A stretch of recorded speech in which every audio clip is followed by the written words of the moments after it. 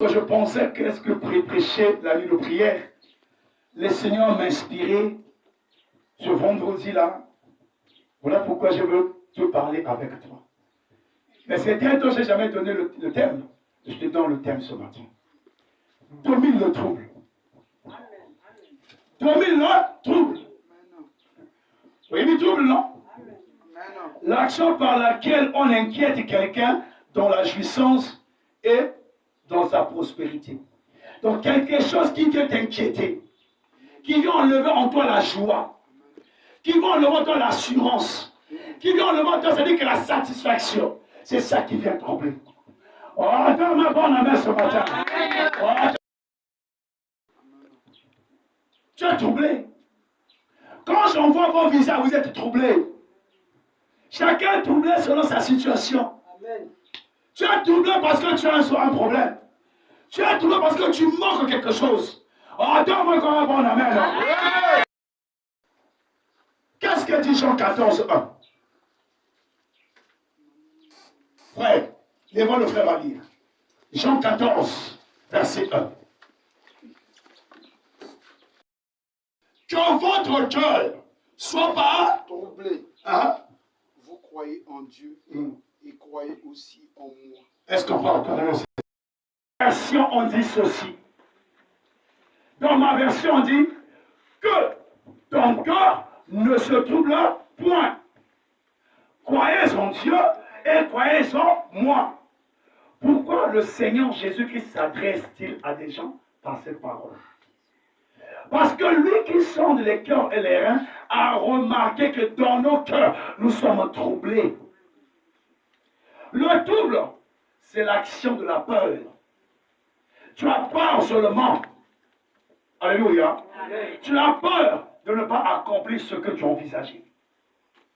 Tu as peur de ne pas recevoir ce que tu attends. Tu as peur d'échouer. Tu as peur. Tu as voir les choses partir. Tu as peur. Tu as le compter, c'est comme quelqu'un qui compte. Ah Seigneur, décembre. On va voir. Demain c'est décembre, non? Demain c'est décembre. Dans l'année infinie. Dis Seigneur, l'année est là.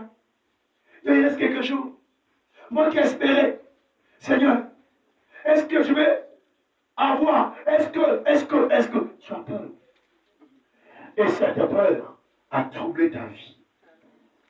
Mais le Seigneur dit que ton cœur ne se trouble point. Alléluia. Amen. Souvent nous sommes troublés par les faits et les situations qui surviennent dans notre parcours. Des manques, des problèmes, des épreuves, des combats. Souvent. Des événements qui arrivent dans notre vie. Nous sommes troublés. Les faits qui sont là, nous sommes. Parce que le fait, c'est ce que tu vois. C'est comme les enfants d'Israël. Quand ils ont vu les Égyptiens derrière, ils ont vu la mer rouge, ils étaient troublés. Ils ont perdu leur confiance à Moïse. En perdant la confiance à Moïse, ils ont perdu la confiance en Dieu. Mais regarde un homme comme Moïse. Il voit bien les Égyptiens. Il voit bien la mer rouge. Qu'est-ce que Moïse fait? Il n'est pas troublé. Parce qu'il avait la confiance à son Dieu. Moïse a dit, gardez votre silence.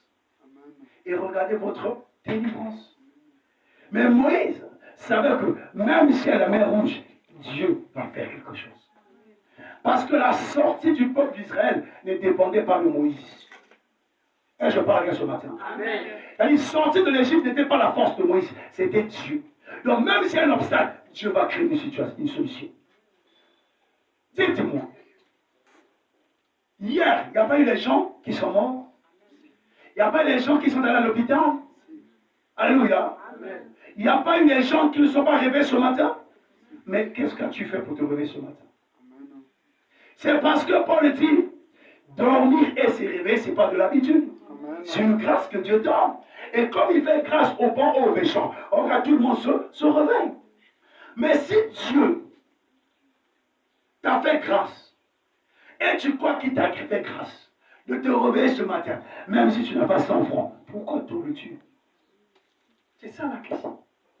Pourquoi tu peurs de la fin de la journée?